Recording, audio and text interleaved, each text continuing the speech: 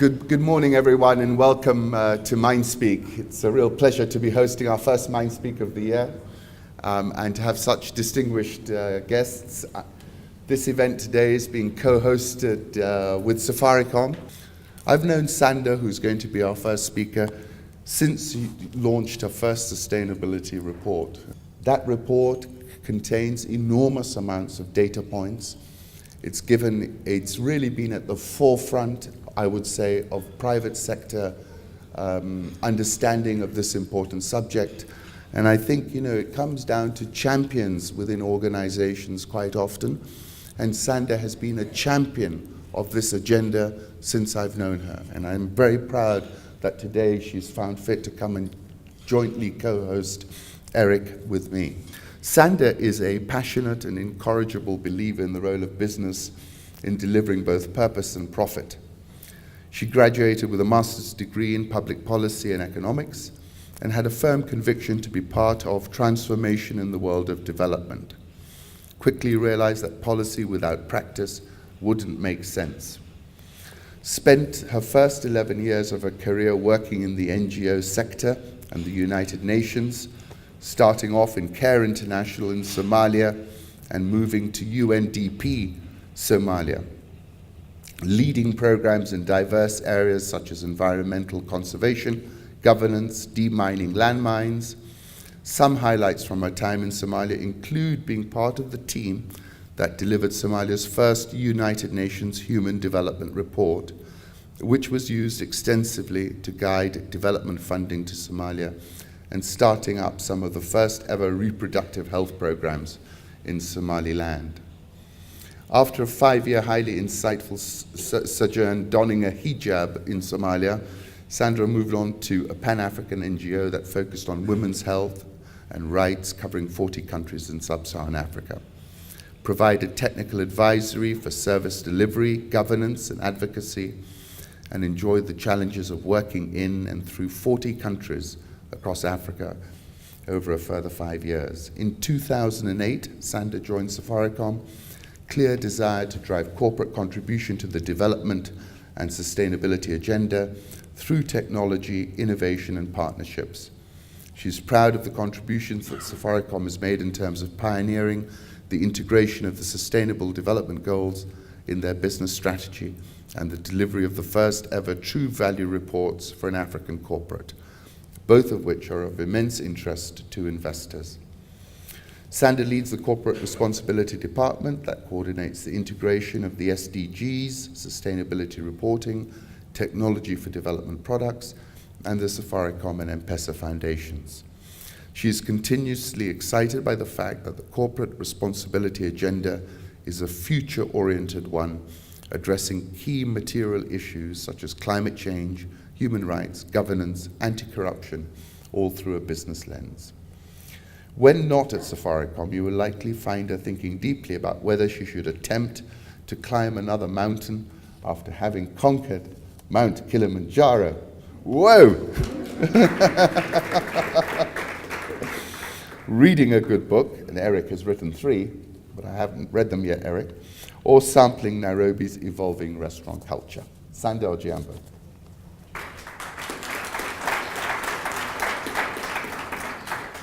Good morning, everybody, and thank you for making the time to be here. I think Ali Khan has set a very good context about our discussion today, and I'm really going to pick up on his comments about the environment from a business perspective. And I hope to illustrate the importance of business taking action around the environment, but also bringing it home to a very practical level. I'm going to start by telling you a story. And this is a story about a lady called Jacinta. Jacinta makes a living selling mitumba, or used clothes, in Kangemi. And for the longest time, Jacinta used a kerosene-fueled tin lamp to run her business in the evenings, because for her, evenings was actually prime time for business. And her children actually used a similar lamp at home after school to do their homework, because their house did not have electricity. And then Jacinta met a friend in her women's group who introduced her to a product called M-Kopa solar. And I'm sure you may have seen M-Kopa solar outside at our exhibition stand. M-Kopa solar is a fantastic pay-as-you-go home solar solution that allows people living off the grid to buy clean, green energy through daily micropayments via M-Pesa. And eventually, with daily payments, they can own the solar solution within a year. So once Jacinta had purchased this solar lighting system, her life changed incredibly. It was easier for her to do business, and her children were able to do their homework in a lot more comfort. That's Jacinta's story. But Jacinta joins over 2.75 million people in over 500,000 homes across East Africa who are powering their homes and their businesses with affordable solar power solutions. And it's estimated that M-Kopa solar lamps have saved over 700,000 metric tons of carbon that would otherwise have been released into our environment.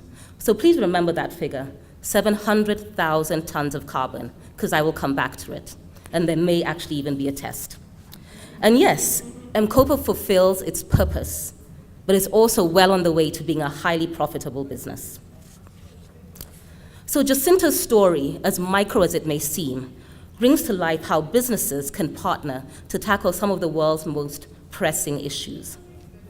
But you know, sometimes, actually most of the time, applying business solutions to social challenges is not always that simple.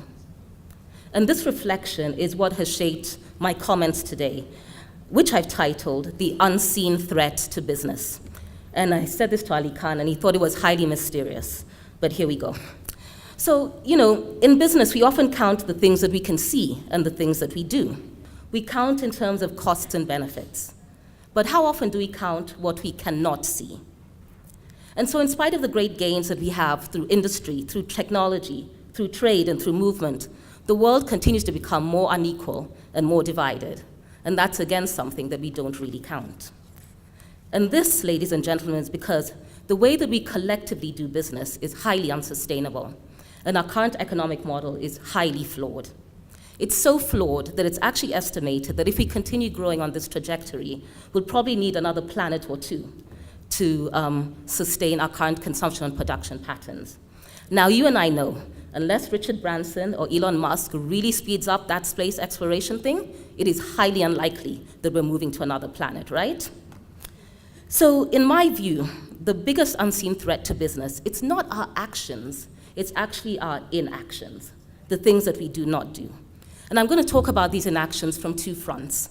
The first is our failure to take a long-term view to business. And the second is our inaction around climate change. So let me talk about, next slide please, the failure to take a long-term view to business. So the economists in the house, raise your hand. Economists in the house. Agnes, raise your hand. Economists in the house. Great. So you may recall the 1962 seminal publication by Professor Milton Friedman entitled Capitalism and Freedom.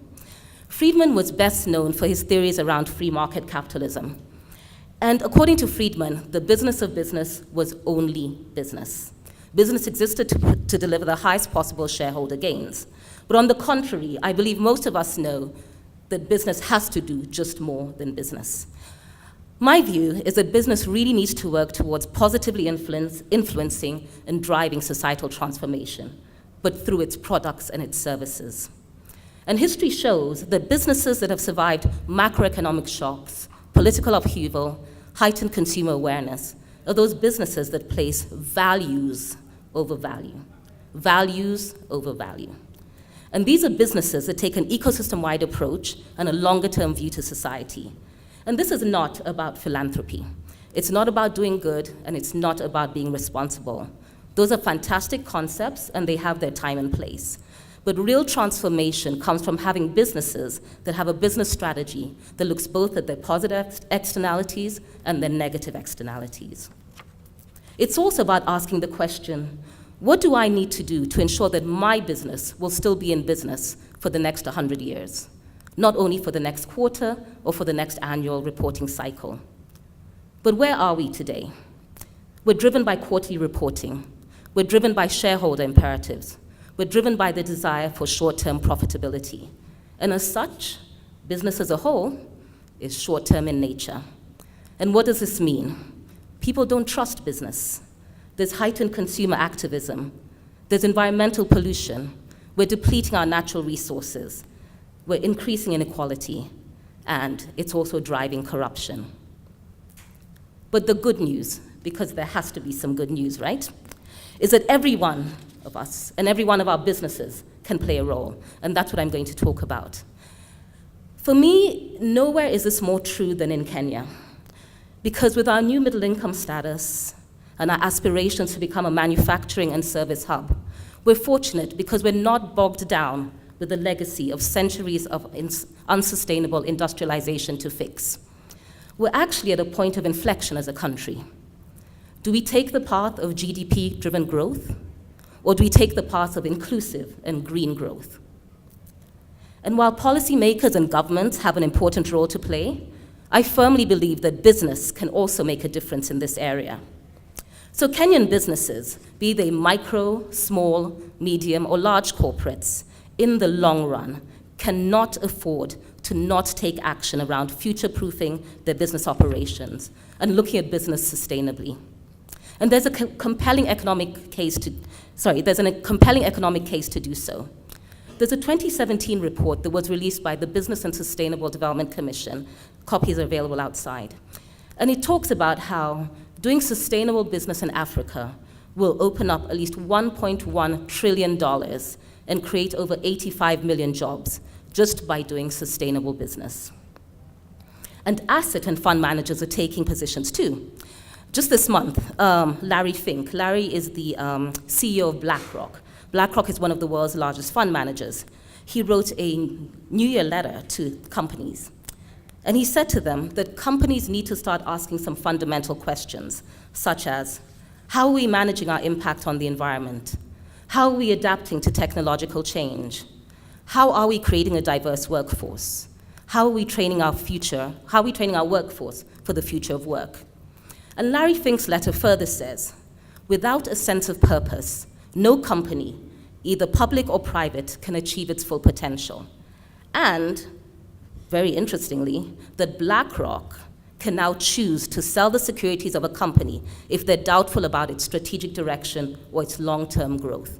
Now that is a big message to business. So back to Safaricom. We believe that it's important to use the Sustainable Development Goals as a lens through which we can do business. And on that basis, we can deliver purpose and also deliver profit. For us, actually, purpose comes before profit. So 2 years ago, as Ali Khan mentioned, we pioneered the true value reporting methodology in the region. And I'm really happy to have my team members who worked with me on that, Karen and Michael, in the room. And through this, we look at what value are we adding to the Kenyan economy, but more importantly, what value are we eroding? Because we need to focus on the value erosion within the economy, and how does this impact our overall values and our purpose? So just to conclude on this first area about inaction, the business of business cannot just be business, and neither can it be philanthropy or responsibility. Business needs to drive long-term transformation and address fundamental inequalities. Let me move to my second area of inaction, which is climate change. Sometimes we fail to see the signs. It could be hotter months. It could be longer periods of drought, more headlines about food insecurity, shrinking lakes. I saw the other day on the news that Lake Olbolosat is shrinking fast. It could be pandemics. I read recently that global carbon emissions need to be reduced by 80% to avoid catastrophic climate change before 2050. And sadly, while the 2015 Paris Agreement committed to contain global warming to a maximum increase of 1.5 degrees, in about 50 countries last year, the global warming rose above 1.5 degrees. Kenya is in the next category of about 100 countries where the temperature rose on average by about 1 degree. And as I said, it's the things that we may not see or feel or do, they make a difference. However, accounting for your carbon footprint or environmental impact, again, isn't something that we see. It's not something that you see in quarterly reports or even annual reports. Because far too often, we don't consider or report on our negative externalities until they hit you in the face. So policy and advocacy are struggling, and that's why it's important for us as business to radically reduce our carbon emissions and ensure that Kenya develops sustainably. And I firmly believe that industry and business can do this, because when markets lead through conscious and sustainable action, change can happen at a massive scale. And then hopefully, climate-friendly policies and politics will follow. So interestingly, at the just concluded World Economic Forum in Davos, and I know Eric will share a lot more about it, business leaders are taking very strong positions around issues such as climate change. But what does this mean? Let me bring it home to Safaricom. So we have an aspiration to be a net zero carbon emitter by 2050. Now, we haven't always been sure how to get there, but we know that the first step is probably understanding our carbon footprint. So we've done 4 or so annual carbon footprint analyses. And interestingly, for a business like ours that is very highly dependent on energy, we still manage to grow our network, yet reduce our carbon footprint. We are one of the very few operators in the world that is able to do this. Now, our current carbon footprint is at about 70,000 tons of CO2 emission. Remember the amount of carbon saved by M-Kopa solar? 700,000 tons. So think about that in terms of excellent partnerships and carbon mitigation, a product that actually mitigates 10 times more than our own carbon footprint. A little bit about responsible consumption and production. As you know, last year we removed all plastic packaging from our retail shops before the NEMA ban, may I add. You know, what was most interesting about that exercise is that when we looked at the paperwork, shilling for shilling, it actually does not cost you any more to use environmentally friendly or biodegradable bags. It was actually a net-net switch. I'm really not sure why we didn't do it earlier, but I'm glad that we did. Last year, we signed an MOU with UN Environment, led by Eric and his team, who are also here, Cyril and company. And we really wanted to understand how we could take our actions further, partner with the UN to look at how we can address some key sustainable development goals: clean energy, sustainable cities, responsible production and consumption, and partnerships. So let me move on to my closing comments, which are really about leaving nobody behind. And let me pull this together by going back to Jacinta's story and a very bold pledge by the SDGs, again, leaving nobody behind.